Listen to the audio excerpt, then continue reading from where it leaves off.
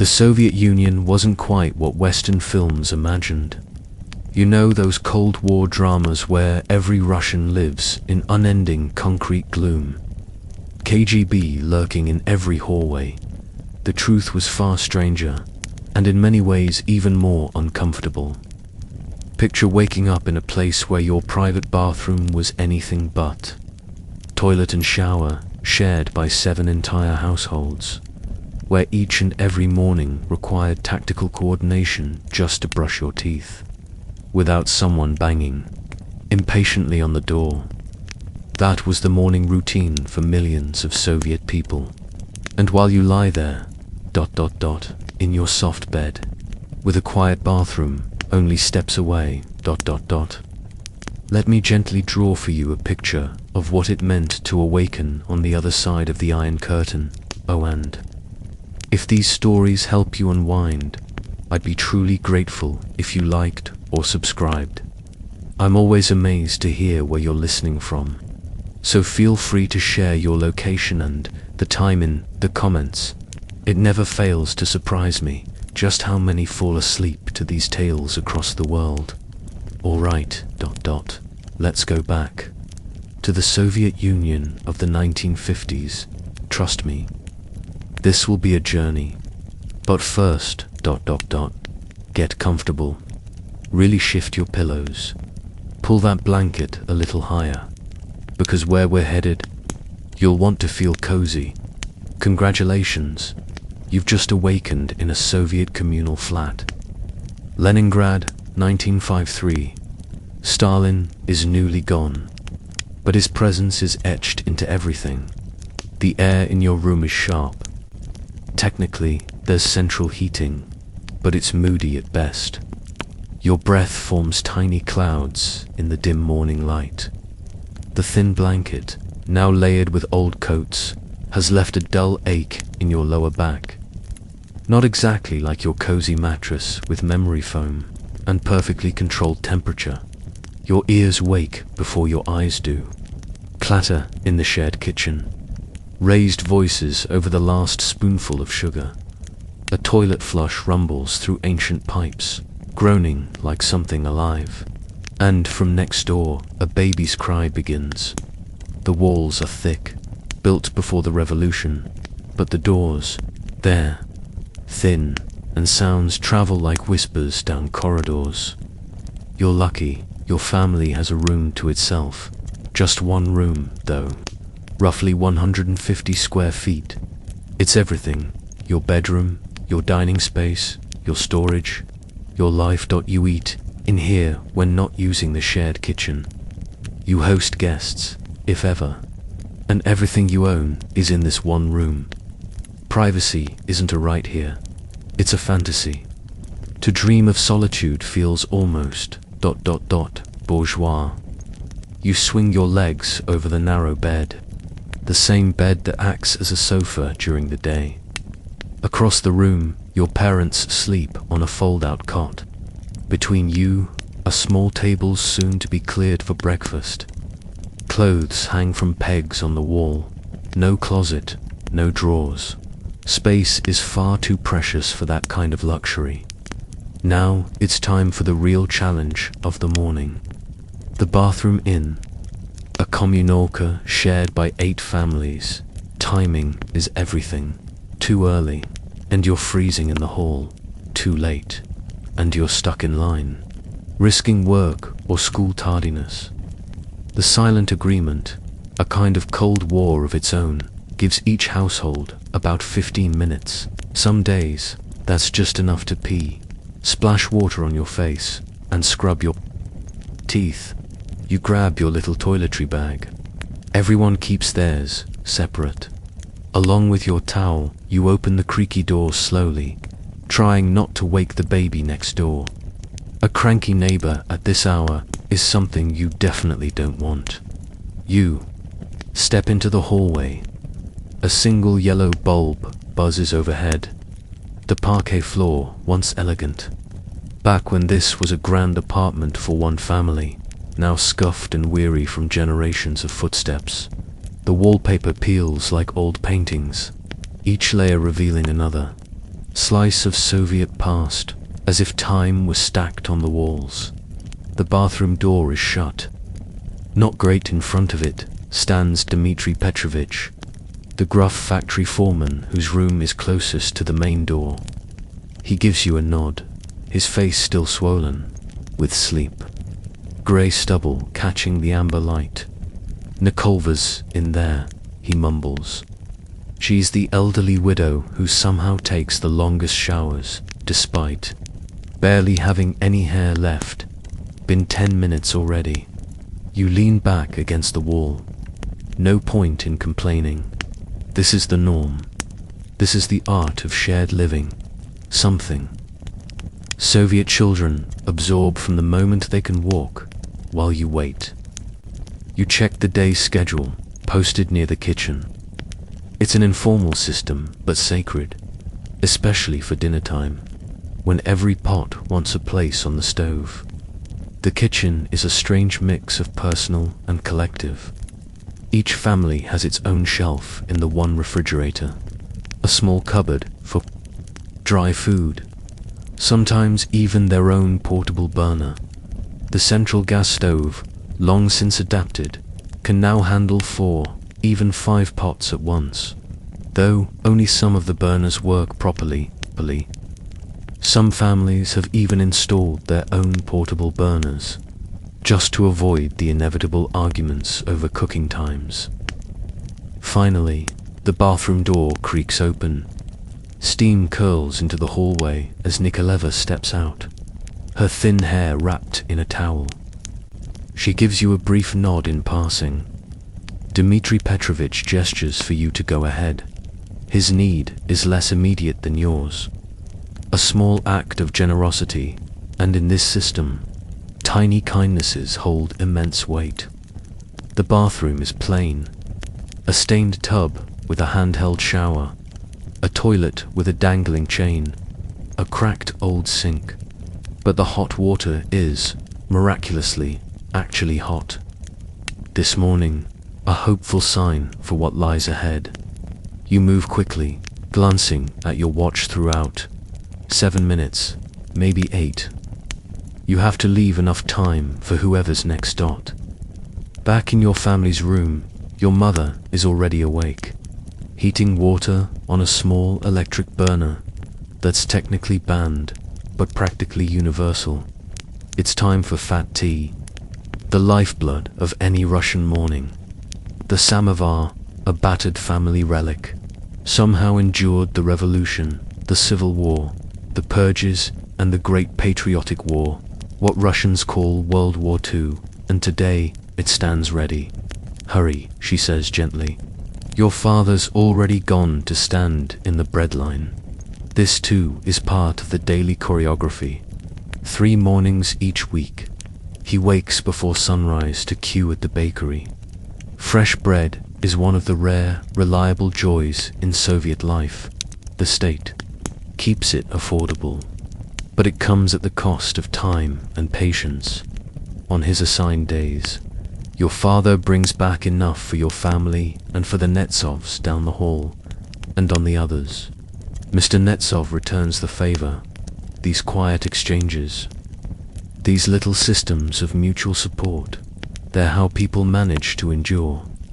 Your mother hands you a cup of strong, black tea and a bowl of kasha buckwheat porridge, sweetened with a rare spoonful of sugar. You eat while standing, a time saver, a habit so deeply ingrained you barely register it. They say there might be oranges at the gastronom today.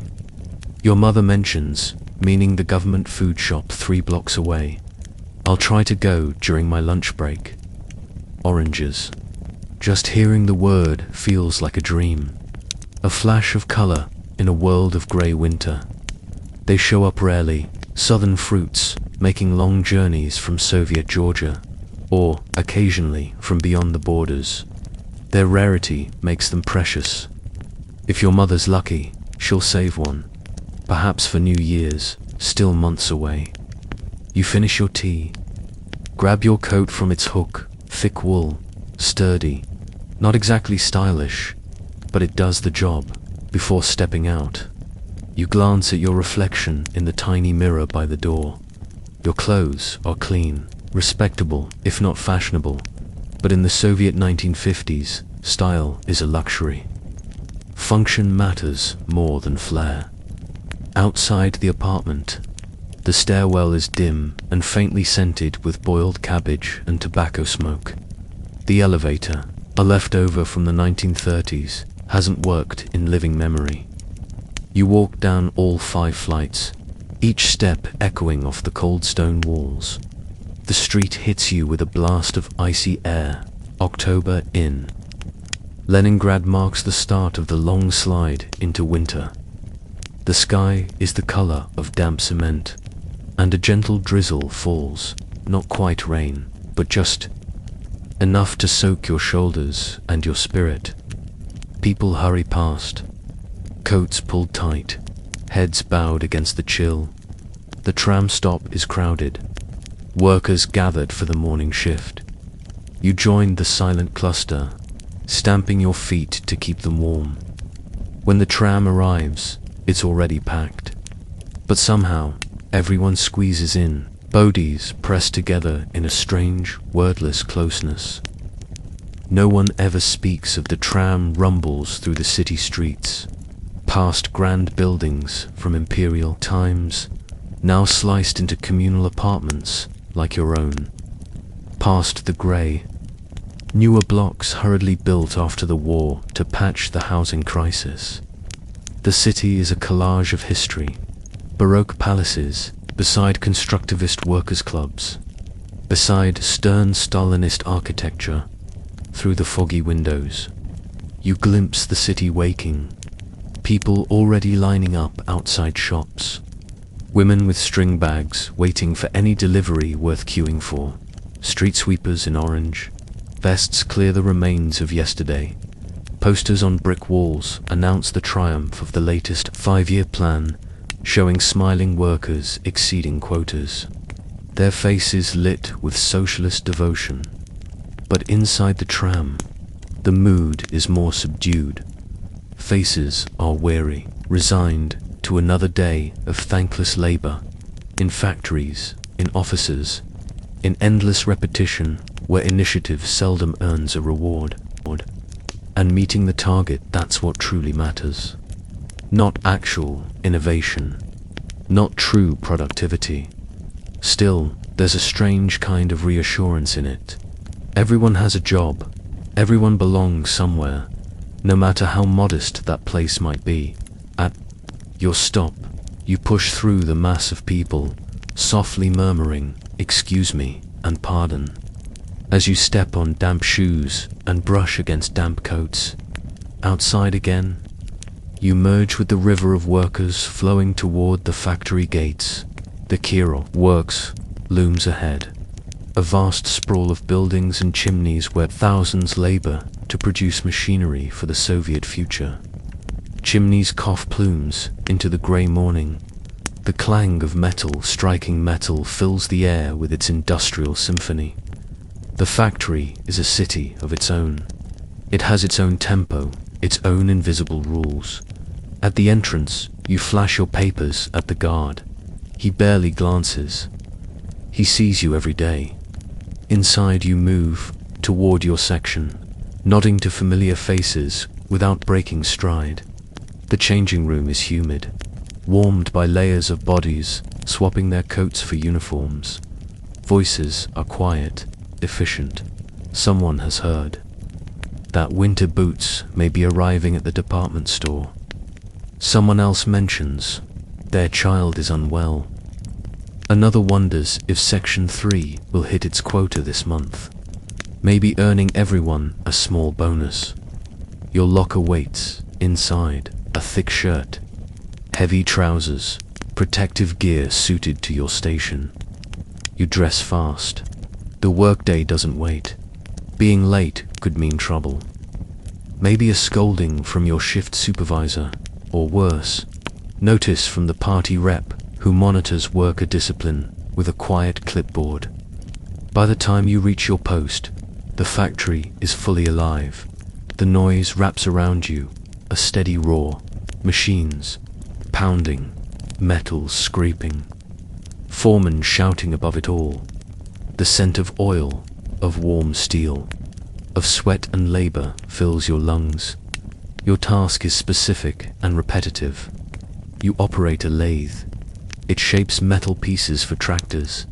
These machines will head to farms across the Union, tools in the never-ending push to modernize agriculture. The task may feel routine, but still, there's pride in it. There's something quietly satisfying about taking raw material and shaping it into something useful, something that feeds people, that builds the future. The morning slides by in a familiar rhythm. Your hands know what to do. They move almost on their own, driven by muscle. Memory, your mind drifts. You imagine saving enough for a radio, maybe someday your own apartment, through the factory housing list, though that wait can stretch for years. Maybe seeing your name on the board of top workers, that means a little more pay and a little more respect. Around you, the machine of Soviet industry grinds forward, every worker in place, every task aligned with the grand plan. A new society built through labor, built through sweat. But beneath the slogans, reality hums in a different key. You see it, how corners are cut when supplies run short, how quality gets sacrificed when deadlines near, how reports move upward, shaped more by optimism than truth, and how workers adapt. A little slower when no one's watching, energy saved for the second shift, or the walk home, or just for themselves. Jokes whispered in the break room, mockery shared behind closed lips. Not rebellion, but survival. There are unofficial systems too, networks, little favors, so when official channels fail, you can still get that missing part. This is the split life of Soviet existence. The posters say one thing, but the lived experience is something else entirely. Progress, yes, but also delays. Pride, but also bureaucracy. Hope with a shadow of doubt. Mid-morning, a horn sounds. 10 minutes time to stretch. Smoke, if you do. Trade a few quiet words. With those nearby, the cafeteria opens. There's weak tea and basic snacks. Some workers bring food from home, a sandwich, maybe leftover kasha from the morning bowl.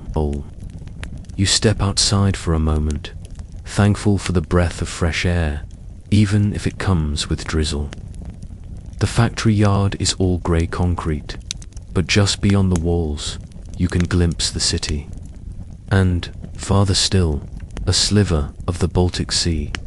Even through the haze of chimneys, there's a kind of beauty here. Leningrad, a city Peter the Great envisioned as Russia's window to the west. A city that endured 900 days of Nazi siege. A city that survived. The horn blares again. Break time is over. Back to the floor. Back to the machines. Back to the quotas. Back to building a future, one tractor, part at a time. The rest of the day stretches out before you, predictable in its routines, but filled with the small, familiar dramas that color every workplace as you return to your station. You adjust your goggles, check your tools, and slide back into rhythm. You're part of something bigger, an experiment in crafting a whole, new kind of society, for all its flaws, for all the shortages, the contradictions, and the repression. The Soviet system still offers something many find comforting. A place, a purpose, a measure of certainty in an uncertain world. The lathe spins again. Metal shavings curl away in bright spirals. Another part begins to take shape under your practiced hands. One more small piece of the machine that keeps everything running. The shift continues, each hour marked by the heavy factory clock that every Worker keeps half an eye on time is strange here. Slow in the early hours, but racing toward the final bell. There's a rhythm to this life. It changes day by day, but somehow feels timeless. Your hands work steadily. Your thoughts drift to the evening ahead, to the letter from your cousin in Moscow, to the quiet hope that the factory might exceed its quota this month. If it does, there might be bonus pay. Small hopes, simple concerns, the little threads that make up daily life. Around you, the great industrial song continues, the clanking of machinery, the calls of workers, the hiss of steam, and the scrape of metal. This, the slogans say, is the sound of socialism, the sound of progress. But you know better. You know the system is more complicated than any poster dares to admit. Still, the work goes on, and so do you. The horn sounds again. Shift, change. And just like that, it's no longer the 1950s, it's 1962. The world has moved on. Stalin is gone, and Khrushchev now leads. His time in power has brought a different tone, subtle, but real. The fear that once hung in the air has faded slightly. Not gone, but thinned. People speak a little more openly now, though they still glance over their shoulders before they do. And you, after years of dedicated work at the Kirov plant, you've advanced. You're now a section supervisor at a new factory in Moscow. The capital hums with a kind of energy that Leningrad, for all its elegance, never quite matched.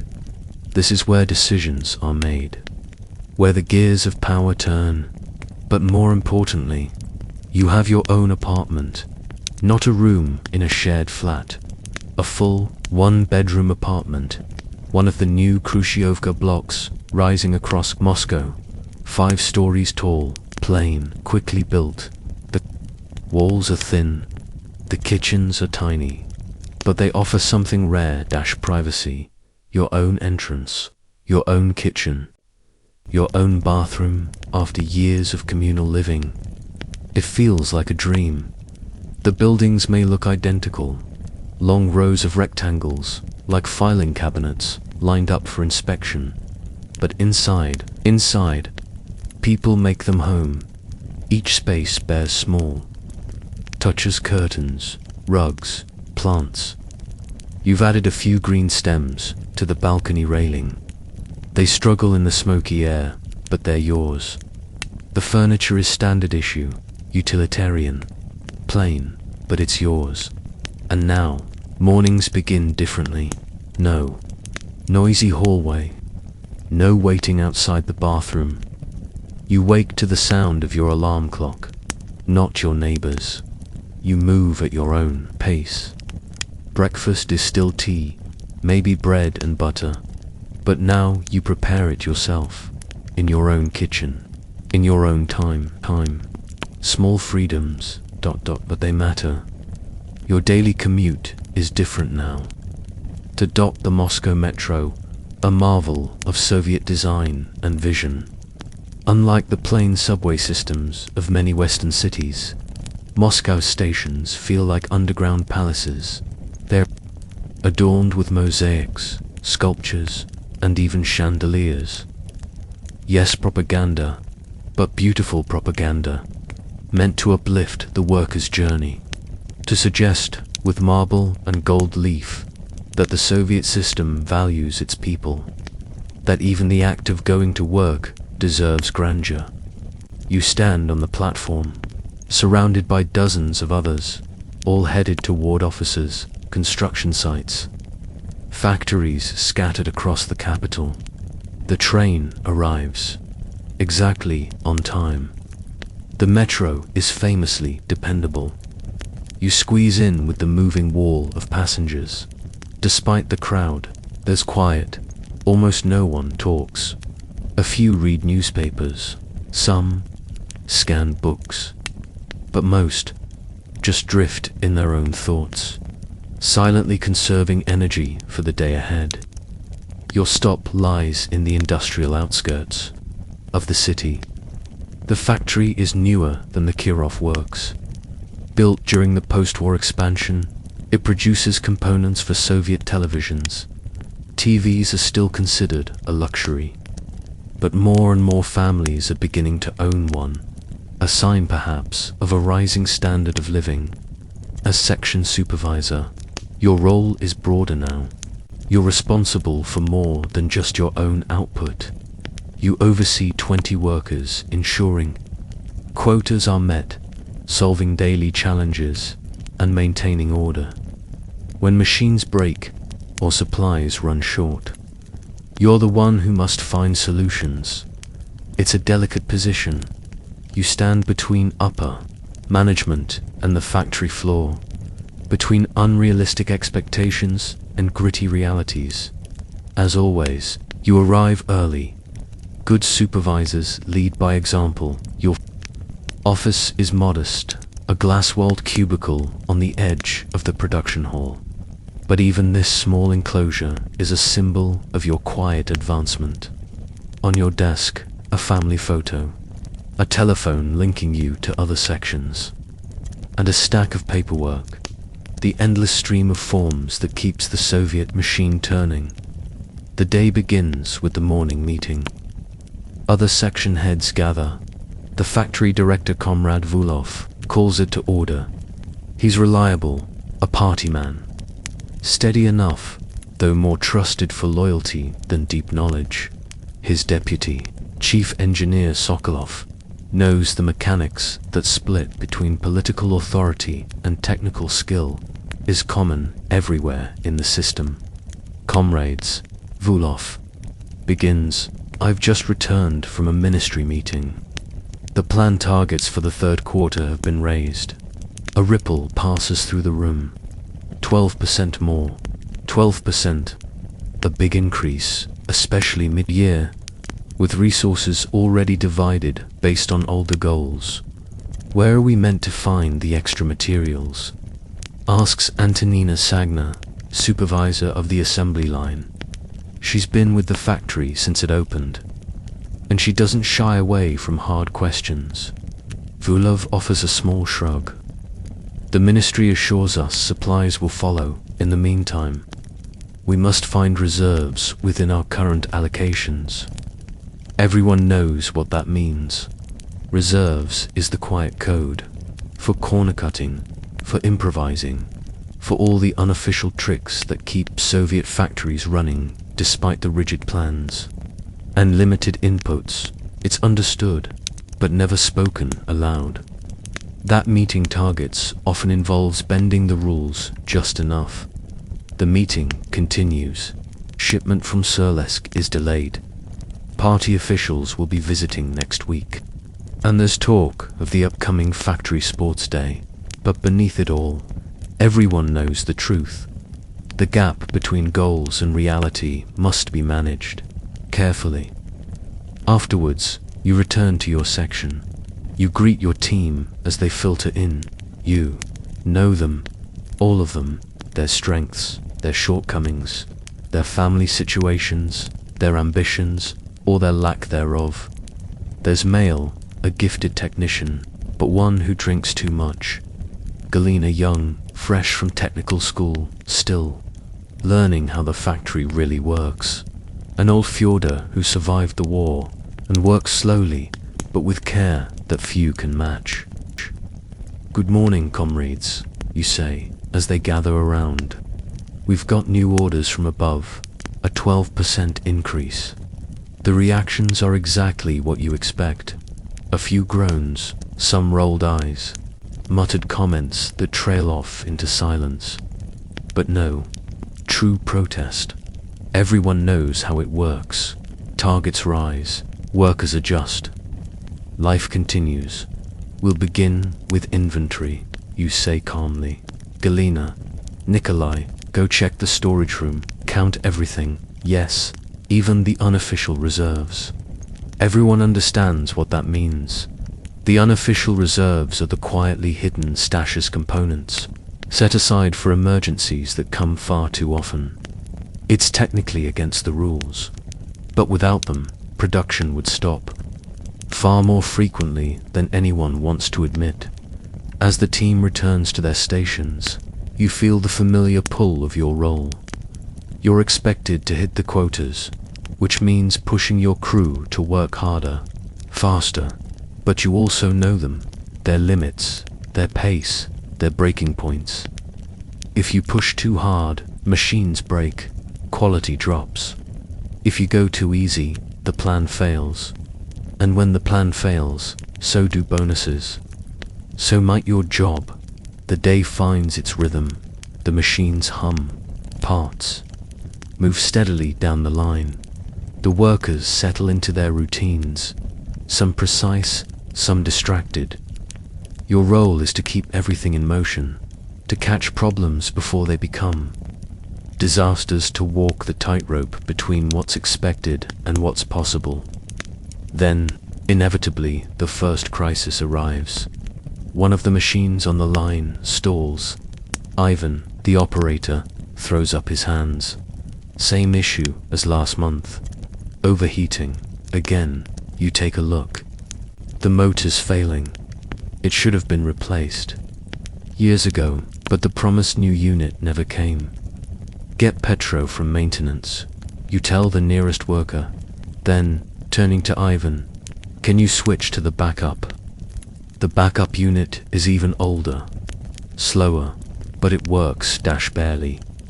This is routine now, patchwork solutions, keeping old equipment alive long past its expected lifespan.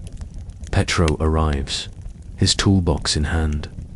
He's close to retirement, but still sharp. He's been fixing broken machinery since before half your team was born. He examines the motor, sighs through his mustache. Same issue. We need the new part from Kharkov. Is there anything we can use from the workshop? You ask, meaning, can you improvise something? Petro thinks. Maybe, let me check what Sergei's been hoarding. He heads to the maintenance room where Sergei, the head of the department, keeps his own quiet stockpile, spare parts scavenged from broken units, fabricated in-house or traded under the radar. That's how things really get done. Not through the official process, not by waiting on central allocation, but through networks, through favors, through workArounds. The formal system is slow, too rigid to respond to real-world problems, so everyone relies on the shadow system. No one admits it, but everyone uses it. By midday, Petro has the machine running again. He warns it won't last long without the proper replacement. You make a mental note to call your old contact at the Kirov plant. You once helped them out with some capacitors during a crunch. Maybe, now, they'll return the favor. Lunch arrives, a short reprieve. The factory cafeteria serves simple, filling meals at heavily subsidized prices. Cabbage soup, meat patties with mashed potatoes, a glass of compote. Food here is practical, not meant to delight, just to refuel. Workers eat fast. Some read the factory bulletin. Others talk about last night's hockey match or swap family news. You sit with the other supervisors. The conversation drifts, half shop talk, half whispers. Someone wonders who might be getting promoted to the central office. Someone else heard the electronics plant across town received a batch of Japanese components. Will summer leave finally be approved? No one's sure in the Soviet system. Information flows through quiet exchanges, not official memos, not bulletin boards, but over lunch, trays and shared cigarettes. Because in a system of managed truths, gossip is often the most reliable news there is. So people depend on personal networks to bridge the gaps. The result is a society where rumors grow alongside official bulletins, where truth lives somewhere between the lines. and where everyone becomes fluent in interpreting silence. After lunch, you check the production numbers for the afternoon. They're decent, not enough to hit the new targets, but better than you expected. Still, you'll need to find some extra efficiency maybe. The evening shift can take on more. If you arrange extra payments through the bonus system, that bonus structure is a key pillar of Soviet factory life. Base salaries are modest and fairly uniform, but bonuses can make a real difference. They're the state's way of encouraging productivity in a system that officially disapproves of competition. In reality, they introduce their own challenges. More quantity means more pay, so workers rush toward quotas, especially near the end of each month, and sometimes numbers are adjusted, not always fraudulently, but creatively. The afternoon passes in a blur of paperwork. Everything your section produces must be logged, filed, and reported. The Soviet economy runs on documentation, forms in triplicate, reports for the ministry, tables for local administration, statistics for central planning.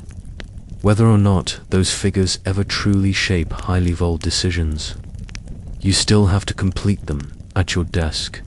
You juggle numbers and forms, while glancing at the shop floor through the glass wall. Over time, you've learned to manage both keeping the books neat and the production line moving. It's a skill, one every capable Soviet supervisor has to master. A soft knock breaks the rhythm. It's Dmitri, from personnel, young, eager, always angling for his next opportunity. His visits mean either a complication or a possibility. Sometimes both. Comrade supervisor, he says formally, the party committee is considering candidates for the advanced training program in Moscow. Your name was brought up. That's significant. This program could lead to a ministry position, more duties, more recognition, and far more privileges. But in the Soviet system, no promotion is purely technical. I'm honored, you respond cautiously. Who made the recommendation? The question isn't trivial. Endorsements matter here. They define your political shadow. Dmitri smiles. Comrade Sokolov spoke very favorably of your technical record, and your participation in last year's voluntary work campaign was especially noted. You translate this instantly. The chief engineer respects your competence and your willingness to be publicly enthusiastic about party-sponsored events has earned you favor. This is how advancement works. Skill plus visibility plus a dash of ideological alignment. You don't have to be a party member. Many managers aren't, but you do need to demonstrate loyalty in the right places. The committee, Dmitri continues, would appreciate more involvement in the political education sessions. Perhaps you could lead one next month. The topic will be technical innovation in service of socialist construction. And there it is, the quiet bargain. A little more political engagement, and the path forward opens up. It's not brute pressure. You could say no, and nothing might happen, but the benefits of saying yes are clear. I'd be happy to prepare something, you say with a small nod. You know the cost, an evening or two of writing in return. Potential access to the next level after Dmitri leaves. You walk the floor again. The shift nears its end. The mood is different. There's fatigue, but also urgency, that final push to complete today's numbers. Workers move efficiently, their bodies on autopilot, repeating familiar motions. Their minds, perhaps, already drifting toward dinner, toward home, toward whatever awaits after the whistle blows. You walk the floor, checking quality, offering encouragement here, a correction there. You know how much the little things matter. A quiet word of praise, a soft reminder when focus slips. These brief interactions, so small yet so vital, keep the machinery of human effort running. As the shift nears its end, there's a noticeable quickening. No one wants to leave unfinished tasks for the next crew. Partly pride, partly reputation, unfinished work reflects poorly on the section's performance. Metrics, and everyone knows it. In the final hour, there's a blur of completions, final checks, handoffs between colleagues. Then the horn sounds. The workday ends. Workers clean their stations. A point of discipline and habit. Then it's off to the changing rooms, while the evening shift filters in. For a few minutes, the two groups overlap. Quick updates, warnings, shared jokes, that unspoken exchange that maintains continuity across long shifts. Your own day isn't quite finished. There's still a short meeting with the other supervisors. One final round to review output, flag problems, prepare for tomorrow. But as you walk toward the administration building, something inside you shifts. A soft internal transition from worker to person, despite the system's efforts to dissolve the line between private and professional. You feel it. A quiet change in posture, in breath, in thought. Soon, you'll step through the factory gates into another version of yourself. Neighbor, family member, friend, individual, of course. In the Soviet Union, this boundary is never total. Your job title, your political reliability, your workplace record they follow you home. But still, there is space in the kitchen, in a friend's living room, in whispered conversations with people you trust. That's where meaning lives, where identity feels real, where stories are told, where laughter is safe. Evenings offer their own rhythm. Maybe you'll stop at the shop. If the rumor of available goods is true, maybe you'll wait in line just in case. Maybe you'll visit a friend, have tea, talk quietly or stay in, read a book, listen to the radio, small comforts. Inside a system built on promises of collective glory but often delivering only shared limits. As you step into the meeting room, you carry with you an awareness of the space between two worlds, the one described by speeches and posters, and the one you navigate every day. The real Soviet life is lived in that space between ideals and adaptations, between expectations and endurance, between the glowing image of the perfect citizen and the daily efforts of people doing their best. That's where the story unfolds, one ordinary day at a time. The sun rises behind white curtains in a small Moscow apartment. It's 1968 now, and the world is changing. In Paris, students riot. In America, the protests grow louder, and here, a new generation wakes. One that never felt Stalin's shadow. One that knows the war only through textbooks and stories. An alarm rings. A hand reaches out. 13-year-old Natasha silences it. Her life is different. No communal hallway. No line for the bathroom. She has her own room. Tiny, but hers. A narrow bed, a desk. Bookshelves filled with carefully chosen titles. Approved Soviet stories. And translated adventures by Jules Verne and Jack London. Safe windows into distant worlds. Her grammar homework sits nearly finished on the desk.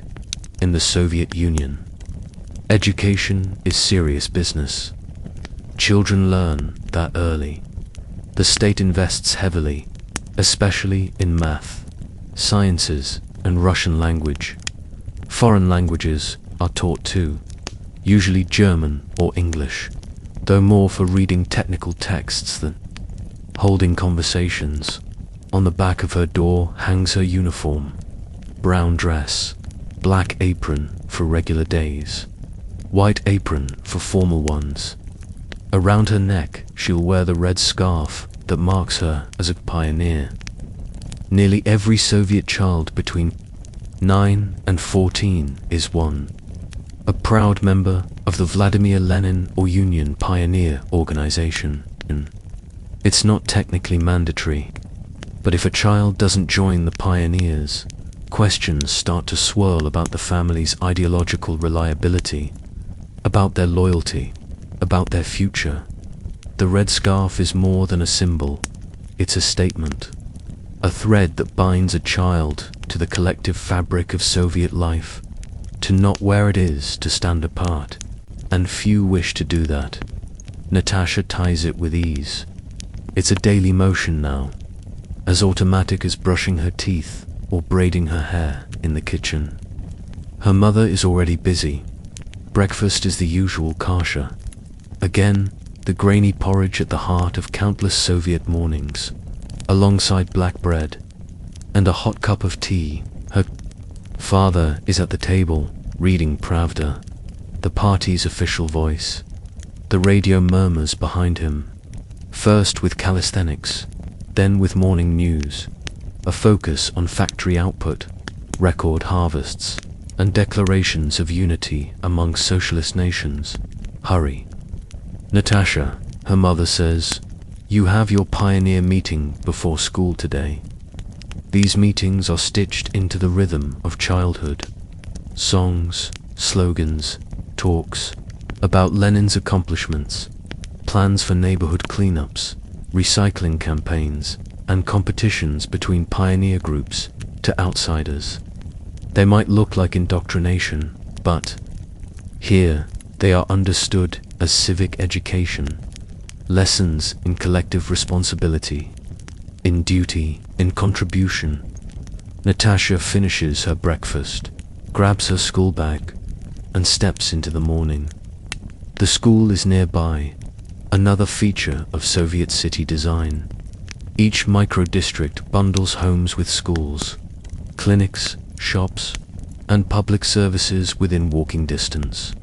It's autumn. Moscow's trees glow with soft gold and rust-red leaves. Other children in matching uniforms emerge from their buildings, streams of brown and white flowing toward the school gate stop. The entrance, a statue of Lenin watches with an eternal gaze. Inside, Natasha joins her troop in the assembly hall. 30 children stand in neat rows, scarves knotted around their collars, faces serious. At the front, the troop leader calls them to attention. She's a university student, training to become a teacher. The flag is raised. The pioneer oath begins.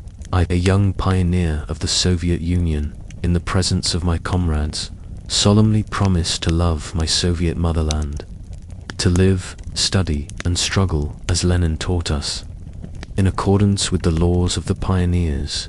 The words flow smoothly, practiced, familiar, yet something still stirs when so many young voices speak in perfect unison.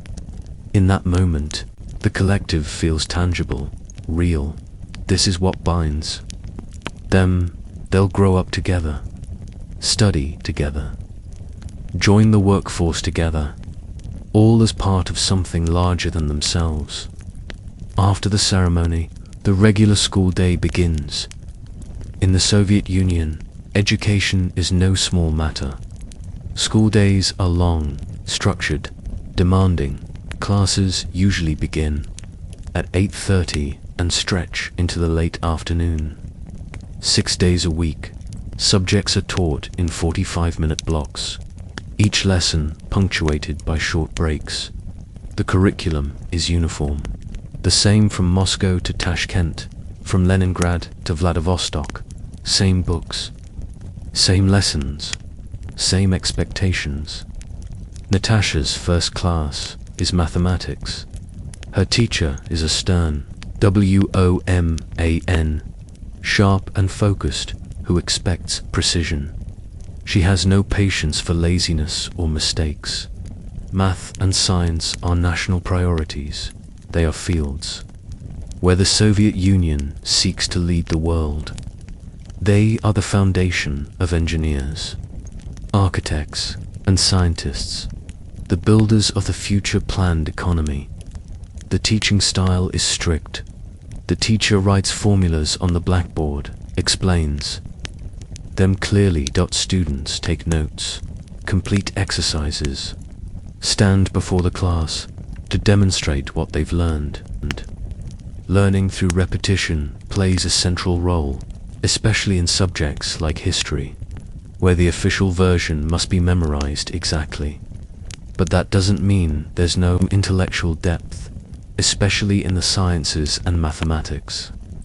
The rigor is real. By the time they finish secondary school, Soviet students have usually covered algebra, geometry, trigonometry, calculus, physics, chemistry, and biology, often to a level beyond what many Western students see before college. After math comes Russian literature, another pillar of Soviet education. Students dive deeply into the classics Pushkin, Tolstoy, Chekhov, but their interpretations are shaped by ideology. These writers are not just literary icons. They're framed as early critics of pre-revolutionary injustice, precursors to the Soviet way of thinking. At lunchtime, students gather in the school cafeteria: soup, meat, patties, a glass of compote.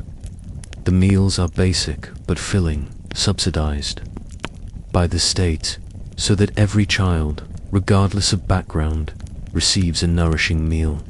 Equality in food, like in dress, reinforces the collective identity of Soviet schooling.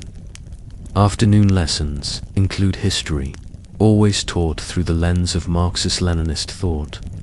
Class struggle, revolution, the steady march toward socialism. There's also physical education, where fitness meets patriotism. Boys often receive pre-military training. The Soviet model sees no divide between mind and body. Both must be strong, both must serve. After classes, Natasha doesn't head straight home. Her day includes extracurriculars, organized through school or the pioneers. Today, it's choir rehearsal. They're preparing patriotic songs for the upcoming celebration of the October Revolution.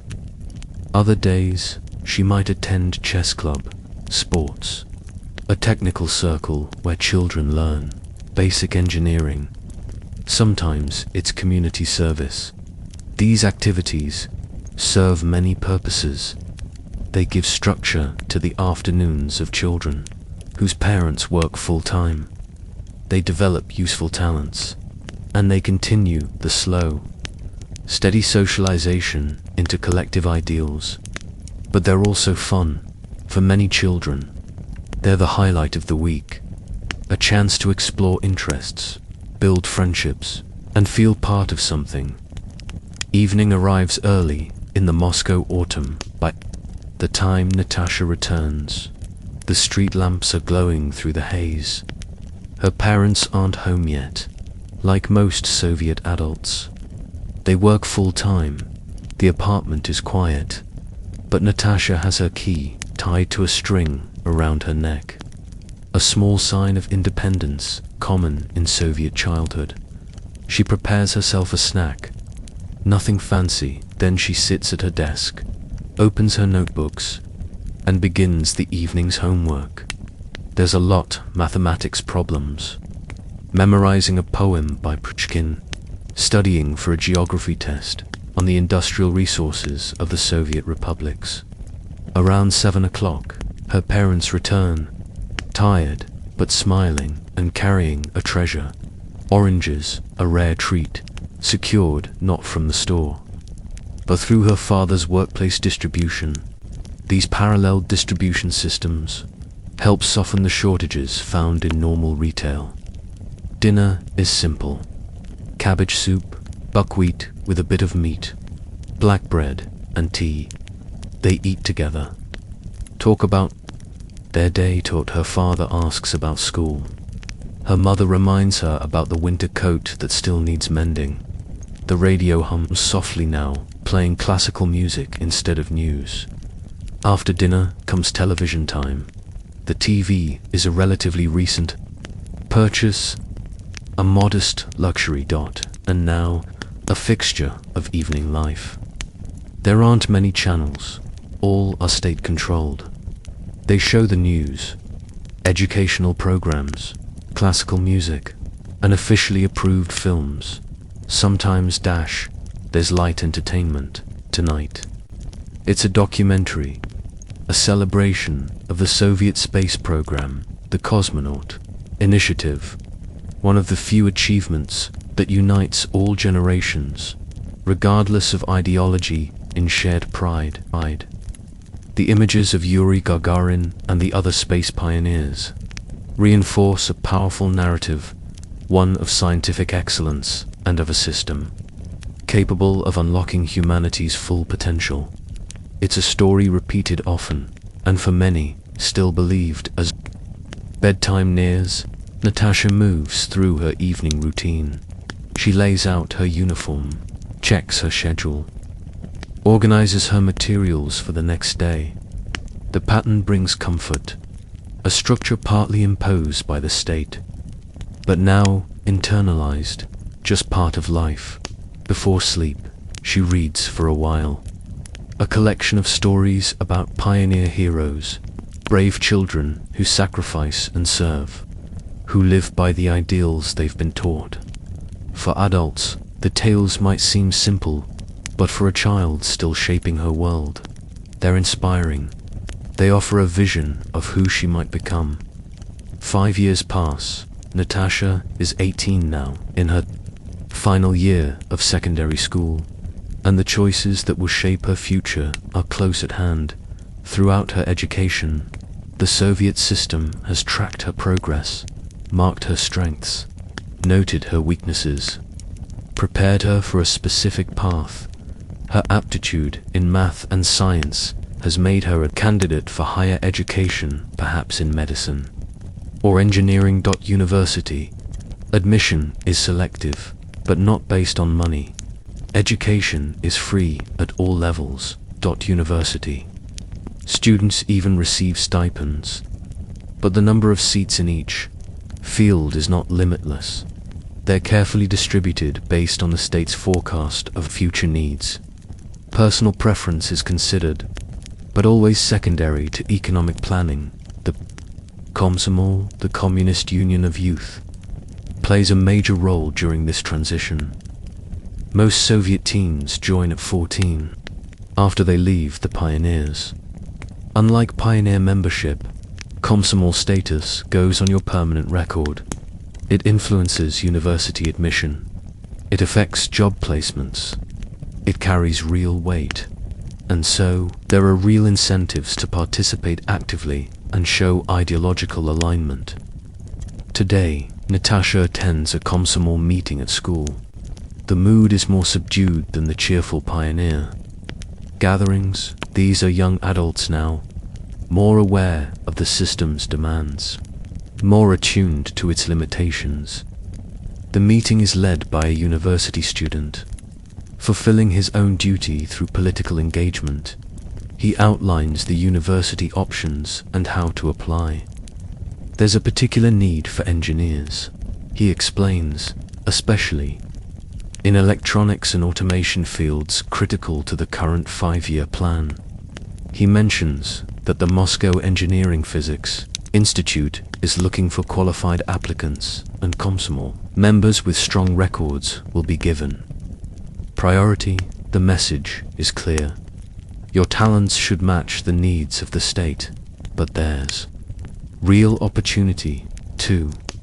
A working-class girl like Natasha can realistically dream of becoming an engineer, a doctor, a scientist. Paths that, elsewhere, might be locked behind financial walls. The system demands loyalty. It enforces uniformity, but it also provides certain kinds of security and mobility. After the meeting, Natasha walks home with her friend Olga. Their conversation is quiet but revealing. "Are you really going to apply for engineering?" Olga asks. "I thought you wanted to study languages." Natasha shrugs. "Engineering students get better housing, and my father says there'll be more chances to move up." There's a pause. Then Olga leans in slightly. Her voice drops. "My cousin Sergey knows someone with Beatles records, real ones, not copies. He invited us to listen this Saturday." This is the dual awareness so many young Soviets develop. Outward compliance, participation in meetings, wearing the scarf, praising the plan, but privately a search for something else, something beyond the official horizon. Blue jeans, bootleg Beatles tapes, American films shown in someone's apartment after the curtains are drawn.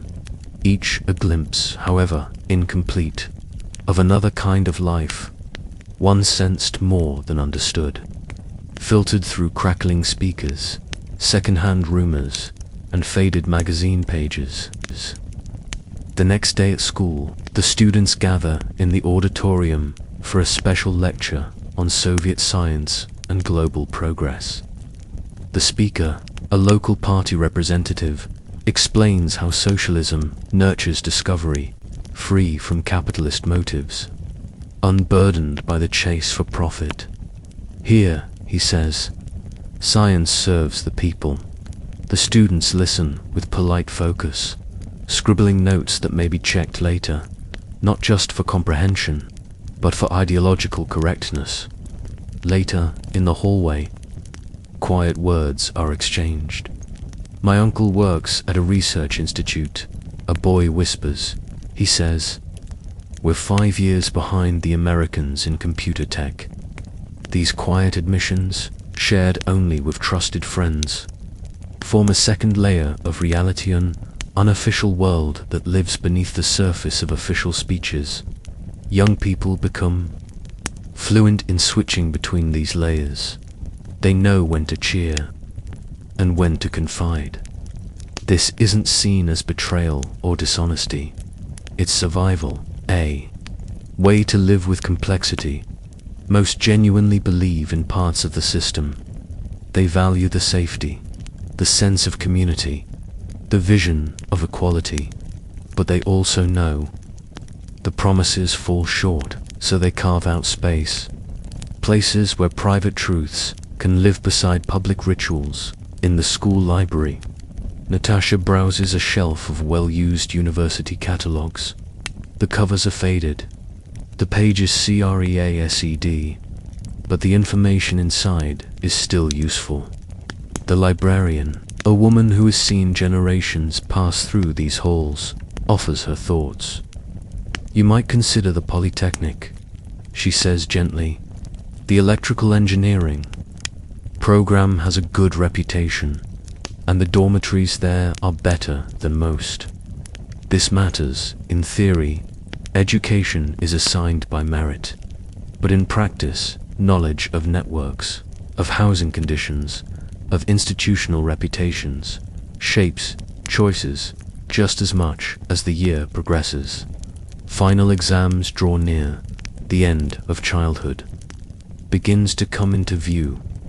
Some students will attend university, others will go to technical schools, still others will begin working immediately. Everyone understands. How they perform now will determine where they go next. The future feels known. The outlines are clear. Though the details may shift, they will become engineers, doctors, teachers, factory workers, clerks. They'll be assigned apartments. Eventually, after waiting and applying and waiting some more, they'll marry, raise children, vacation at state-run resorts on the Black Sea, if they're lucky. Very few imagine that the system itself might one day disappear. In the early 1970s, the Soviet Union feels stable. Yes, there are inefficiencies, there are shortages, there are limits, but the structure holds. and has held for decades.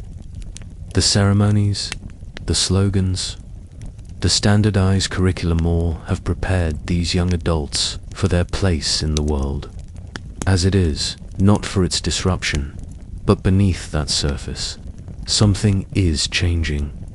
This generation grew up with more material security than their parents.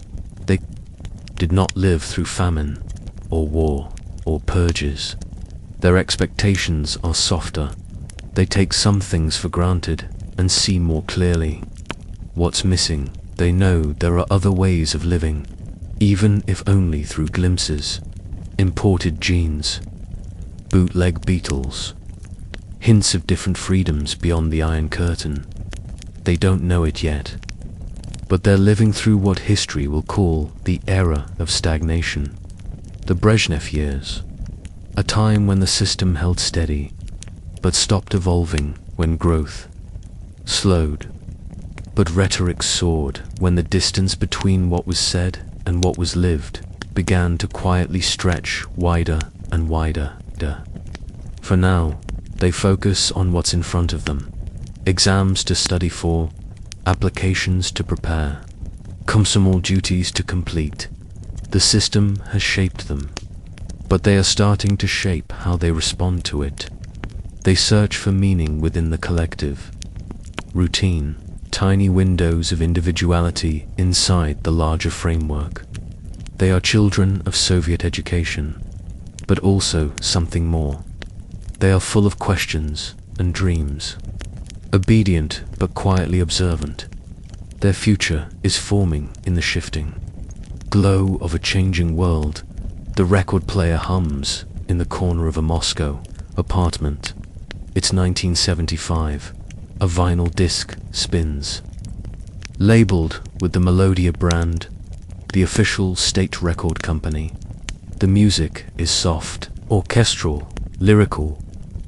Approved Soviet Estrada songs about nature, love, and the occasional patriotic refrain.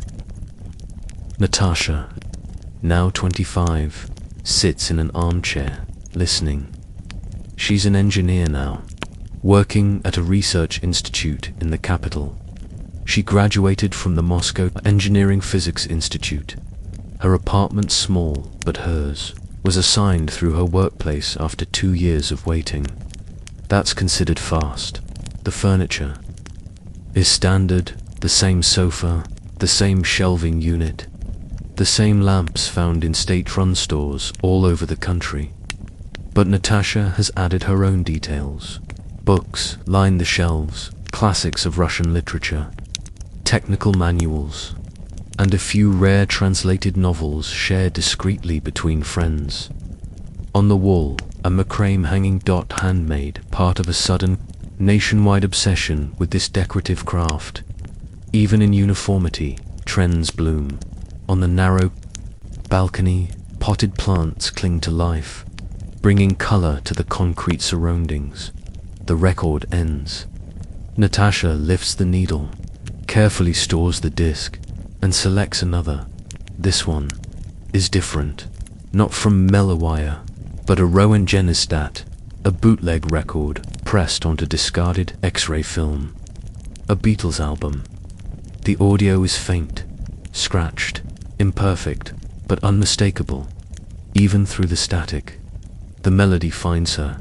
This quiet act, this listening isn't truly illegal anymore. Not in 1975.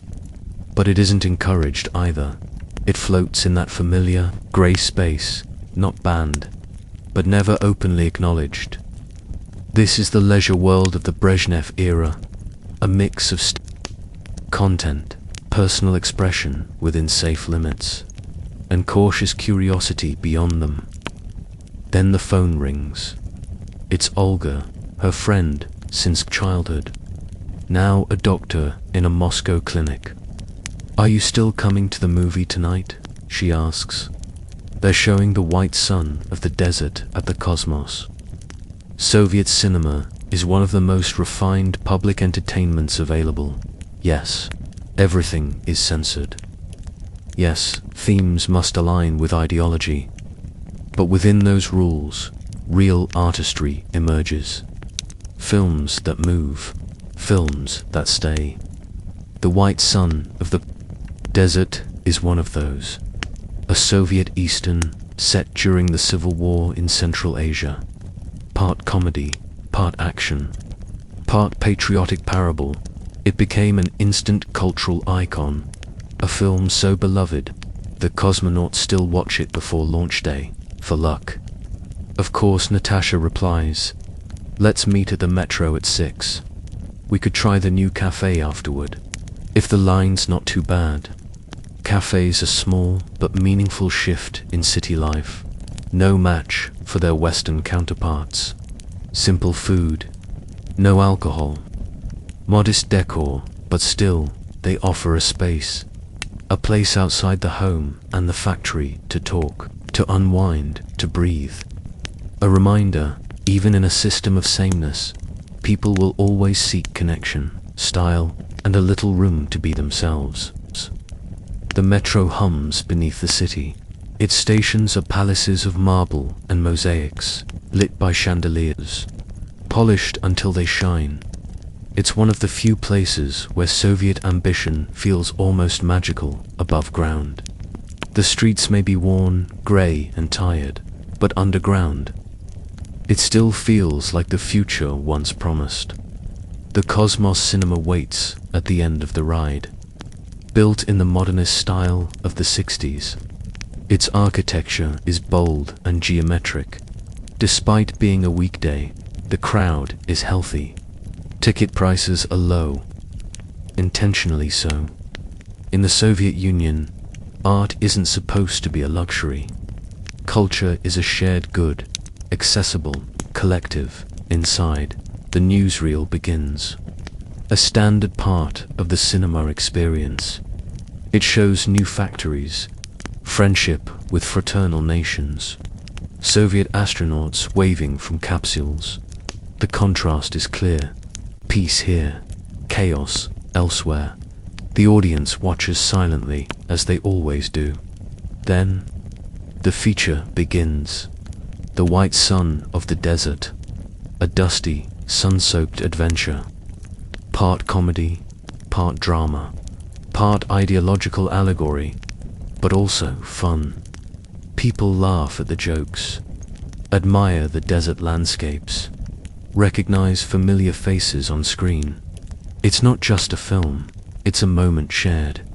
And afterward, as they leave, there's a flicker of community in the air.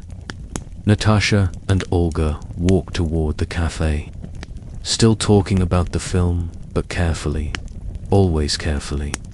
They know the boundaries. Everyone does. The cafe isn't full, but not empty either. They find a table, order tea and pastries. The flavors are plain, but the setting matters more. A place to breathe, to speak, to share small stories between larger responsibilities. Their talk drifts from cinema to work, to friends, to summer plans. Olga smiles. "I've been assigned to Sochi this year, 2 weeks in August. The Black Sea Coast, a prize not bought, but allocated. Her clinic exceeded its health targets. So the director gave her a spot, a reward, wrapped in sunshine and salt air, last year. Natasha was sent to a sanatorium outside Moscow. Not bad, but not the sea. That's the nature of Soviet consumer life. Access depends less on money, and more on merit, position, luck. The economy doesn't run on rubles alone, but on connections, status, and subtle favors. As they leave the cafe, the sky still holds light. Summer lingers in Moscow. The buildings stand tall. Ministries, museums, squares made for speeches and songs. People stroll beneath them. Children laugh in fountains, and Natasha walks beside her oldest friend, talking about concerts and quiet dreams. "My brother got tickets for the Vysotsky show next month," Olga says. Her voice drops just slightly. He waited 6 hours in line, not because it was forbidden, but because it mattered. Because even in a world designed to be uniform, some things still spark excitement. Some voices still feel dangerously alive. Vladimir Vysotsky's voice is gravel and truth. It rasps through unofficial tapes passed hand to hand, copied in kitchens, and whispered through radio static. He sings what others won't. Not loudly, but just enough. Enough to feel real. His concerts fill instantly. His records never reach store shelves. And yet, somehow, everyone has a copy. This is the shadow culture. Not illegal, not quite legal, just tolerated. A quiet rebellion wrapped in music and poetry. The authorities know, and they allow it. A pressure valve, better a murmur than a roar. The weekend arrives, but only half-heartedly. Saturday is still. A work day. Sunday is the true respite. On this Sunday, Natasha visits her parents. Across the city, across time, family gatherings are sacred. A place to recharge, to share news, to speak a little more freely. Their apartment is familiar. The wallpaper, unchanged. The smells comforting. Her mother cooks something special. Potatoes, pickled vegetables, bread from the corner shop, and a miracle, real coffee. Not the bitter crystals that dissolve reluctantly in tepid water, but fragrant ground beans from East Germany.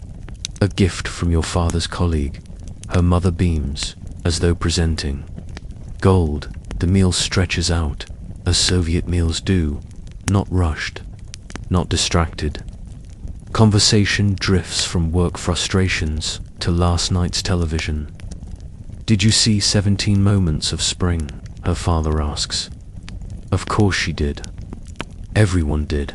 The story of a Soviet spy in Nazi Germany, filmed with such tension and style that entire offices paused just to discuss it. There aren't many shows, but when one hits, it hits for all. A shared story, a common language.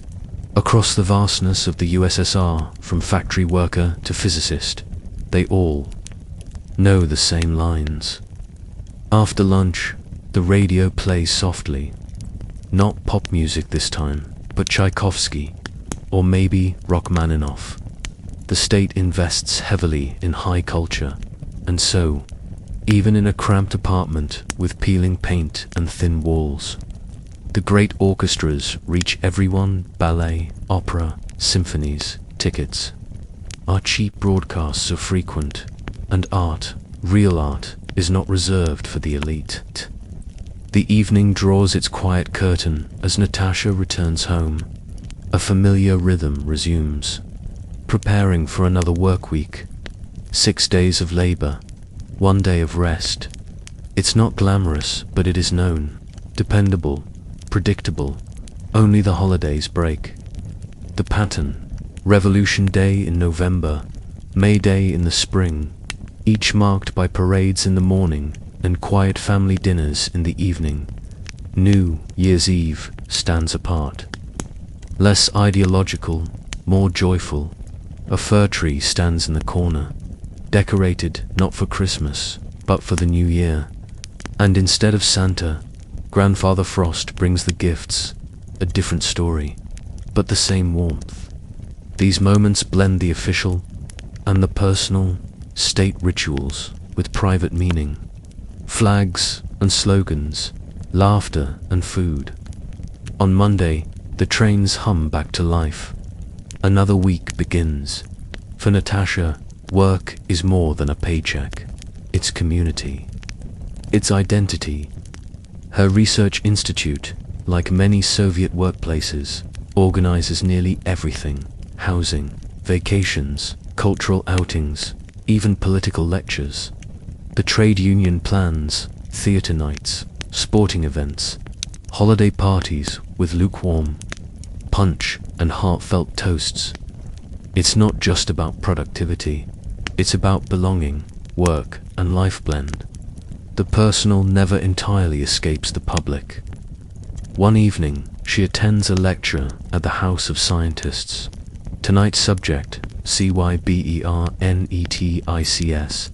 once viewed with suspicion, now cautiously embraced as the future. The audience is composed of specialists, engineers, physicists, programmers, here within these walls. Ideas are shared with a bit more freedom, but still, everyone knows the limits. No one says too much.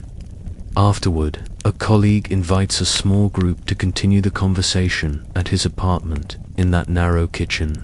With chipped enamel mugs and the smell of tea, they talk more openly.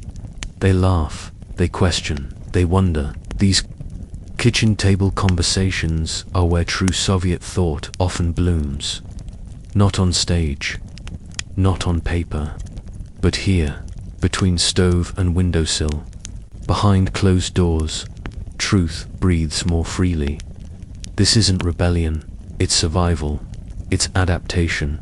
Most don't dream of overthrowing the system, they simply make room within it.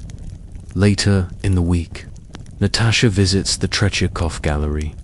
Paintings of Russian winters, peasants and poets, cosmonauts and steelworkers, they line the walls, a curated history painted in oil dot. Another evening, she stays in, wrapped in a blanket. She opens a novel passed along by a friend of a friend, not forbidden, but not easy to find either. A story from abroad, a voice from beyond the curtain. And so the week unfolds, routine and ritual, public order and private space, the dual life of a Soviet citizen, lived in harmony and tension, in shadows and sunlight. Weekend plans begin to take shape. Maybe a trip to the countryside, if the skies stay clear, or perhaps just an evening at a friend's apartment, passing around stories and songs. These quiet pleasures, the taste of tea, the hum of conversation, the scratchy notes of a bootleg record, offer something more than rest. They offer texture, meaning, a breath between obligations. In the Soviet Union of the 1970s, leisure isn't extravagant, but it's real, shaped by limitations, but not extinguished by them. The state provides the frame, yet inside, people still paint their own small scenes. Natasha lays out her week, work deadlines, a friend visiting from university, a rumored shipment of winter, boots arriving at a certain store. These are the uncertainties that thread through daily life. Security promised, but shortages persist. The light dims. She turns off the lamp. Outside, Moscow murmurs through the night. The city's heart never fully sleeps. The massive Soviet system continues to allocate and organize, to define, to plan, to guide. But beneath that surface, so many private lives, so many quiet choices. No plan can contain a dream. No directive can measure warmth. Sleep comes, soft and slow, and Natasha drifts beyond the reach of ideology, into a world the state cannot control. A few years pass, and now it is 1983. The long chapter of Leonid Brezhnev has closed. His death marks the end of something familiar. A brief interlude under Andropov follows, but uncertainty lingers. Inside her apartment, Natasha prepares dinner.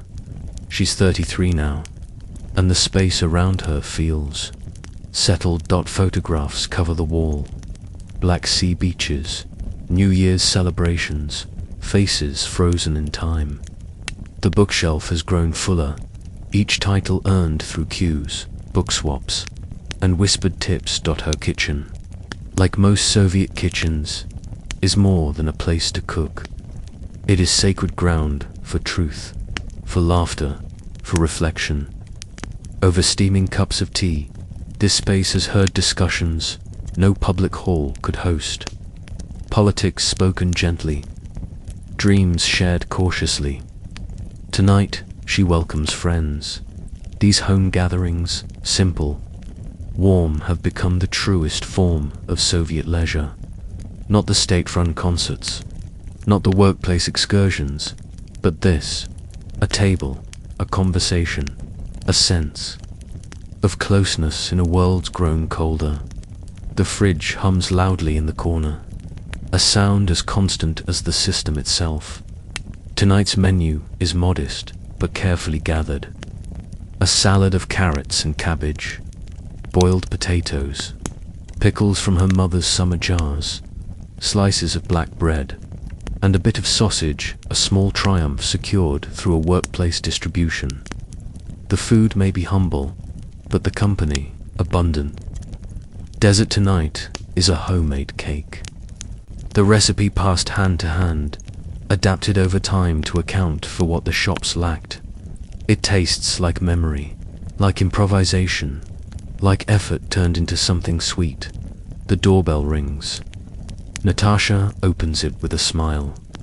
First come Olga and her husband Mikhail, carrying a bottle of Soviet champagne, that sparkling syrupy drink that graces nearly every celebration. Soon after, Victor arrives, a colleague from the research institute, and then Irina, a friend from university who now teaches literature. The ritual begins. Coats hung in the narrow hallway, shoes off, house slippers on. It's tradition, it's comfort, and it signals that you've stepped from the public world into a private one. Though the living room waits beyond, they settle, as always, in the kitchen. Soviet kitchens, small as they are, remain the warmest rooms in the house. The talk starts light. A child's school achievement, a colleague's promotion, a rumor of oranges spotted in a shop. Then, more cultural notes, a book someone just finished, a new film on Channel 1, a Beatles tape passed quietly between friends. Have you read Trifonov's latest? Irina asks, his stories subtle, urban, just daring enough to feel honest. Not yet, Natasha replies. Is it at the Lenin Library? There's a wait list. Irina smiles. But I'll lend you mine. Books in the Soviet Union travel from friend to friend, official and unofficial alike. A parallel network of ideas, too valuable to keep. Shelved as the evening stretches, so does the conversation. It slips, naturally, into quieter truths. Not protest, just honesty, the kind reserved for trusted company. Victor sighs. Our lab hasn't had new equipment in 3 years. Heads nod. Everyone knows. How can you build the future with machines from the past? While television says the plans are fulfilled, the factories and offices tell another story. The disconnect has become normal, expected. A quiet, shared knowledge behind polite smiles at party meetings in the background. The television mutters through the evening news. Leadership visits, factories celebrated, critiques of the West, no one listens. After dinner, they migrate to the living room. Natasha proudly sets up her cassette player, a treasure hard-won through patience and persistence. The sound isn't perfect, but the music, it matters. It connects them to something larger, a wider world of emotion, of rhythm, of freedom just beyond the edge of state control. There's no rush to leave. The metro will run until midnight. These nights, these simple, slow gatherings, are too precious to cut short. Talk turns to parenting. Olga and Mikhail have 2 young children now. They share stories of school, of pioneer uniforms, of navigating between 2 sets of values. They want their children to succeed, but also to think, to question just a little, carefully, because In the Soviet Union, even raising children requires balance between participation and perspective, between outward conformity and quiet inner truth. Sasha came home from school reciting what he'd been taught. America wants war. The Soviet Union wants peace. Olga sighed. I tried to explain, she said gently, that people everywhere mostly want the same things. It's the quiet challenge faced by many parents now teaching their children to participate without being consumed, to understand the game but not be defined by it. This generation of parents was raised on simpler truths, but now they see the gray areas, the soft spaces between slogans. As the evening drifts on, the conversation shifts from philosophy to practicality. Which shop might have boots this week? Who heard a rumor about oranges in gum?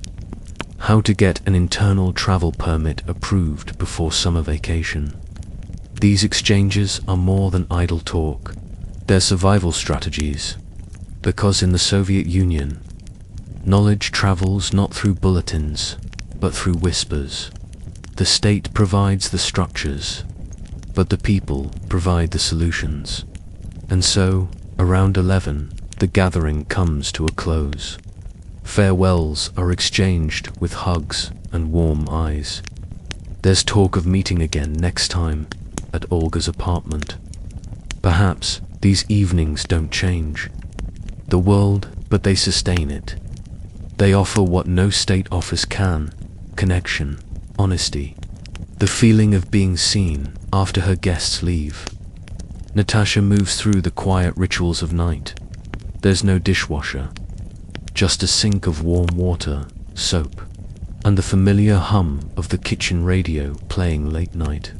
Classical music. She waters the plants lined along the window, modest greens that soften the city's edges. They need her, and that too is comfort. The bathroom is small. The products are basic. A bar of plain soap, toothpaste in a metal tube, shampoo with no fragrance, no foam, but it does the job.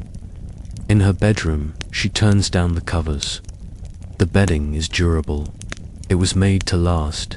Like most things here, she winds the alarm clock. No snooze button, no digital numbers. Just the soft tick, a promise of morning. Before sleep, she reads a little. A collection of poems by Anna Akhmetova, once banned, now cautiously shared. The verses speak of sorrow and of survival, of dignity held quietly, even when everything else is stripped away. Outside, Moscow quiets. The city breathes more slowly. Shops are dark, theaters silent. The metro hums at longer intervals, but the machine continues. Power, grids, paperwork, watchful eyes in unmarked offices, and in her bed, Natasha lets her thoughts drift. She has lived entirely within this system, her school path chosen, her home assigned, her vacations permitted, her books selected.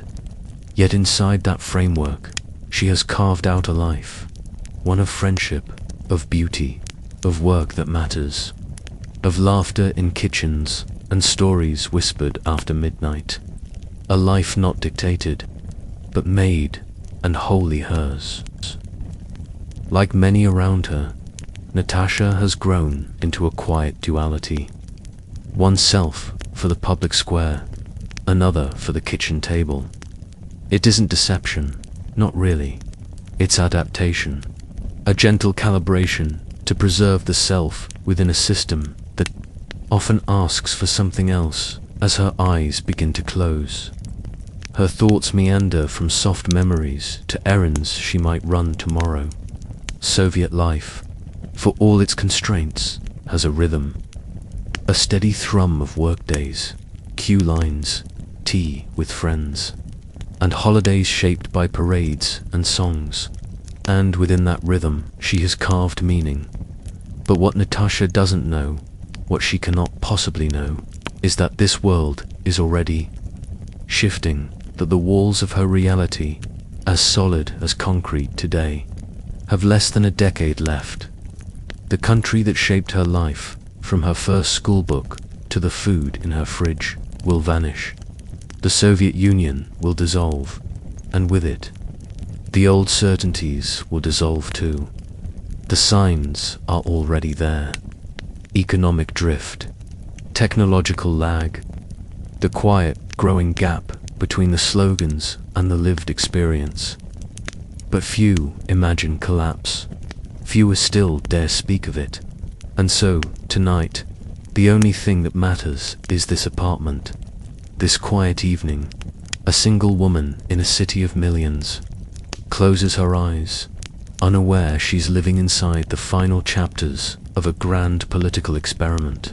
Soon, words like glasnost and perestroika will enter the language. Reform will come, and with it, possibility and uncertainty in equal measure.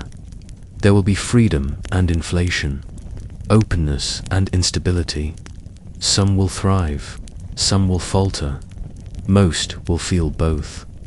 But that is all still far away.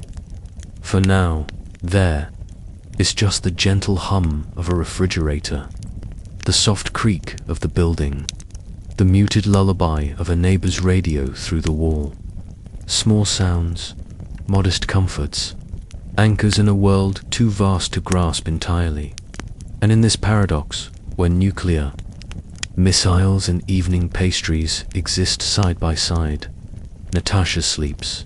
She sleeps within a system she did not choose, but has quietly mastered, a life shaped by forces beyond her reach, yet still filled with choices of kindness, of curiosity, of connection. Her dreams, like her dignity, remain untouched by ideology, and in the darkness, as Moscow breathes and hums, another quiet day in history gently comes to an end. Outside her window, stars peek through cracks in the cloud cover, the same stars seen from Washington, from London, from Beijing, silent, steady, unaffected by the ideologies that divide the earth beneath them inside. A woman finishes her day, one among millions, each with their own dreams, their own quiet triumphs, their own moments of sorrow and joy shaped by history, but not entirely defined by it.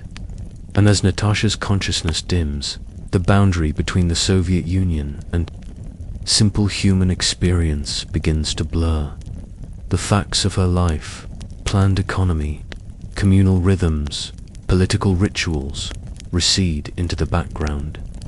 What remains is sleep, a deep, primal thing, a letting go beyond governments and doctrines, beyond shortages and slogans. We all arrive here, to the quiet surrender that softens the noise of the day, to the rhythm of breathing and the gentle scatter of thoughts like leaves in wind. And in that space, the Soviet citizen becomes simply a person, not a cog in a great machine, not a footnote in a textbook, but a human resting, restoring, dreaming. All across Moscow, people do the same. Not in perfect unison, but in waves, some rising, some resting, sustaining the quiet heartbeat of a city that never truly sleeps. And tomorrow she'll rise again, to navigate lines and laughter, work and whispers, hope and habit. But for now, there is just this darkness, this stillness, the timeless journey into sleep that connects us all, east and west, young and old, then and now. Close your eyes, breathe, let go, sleep well.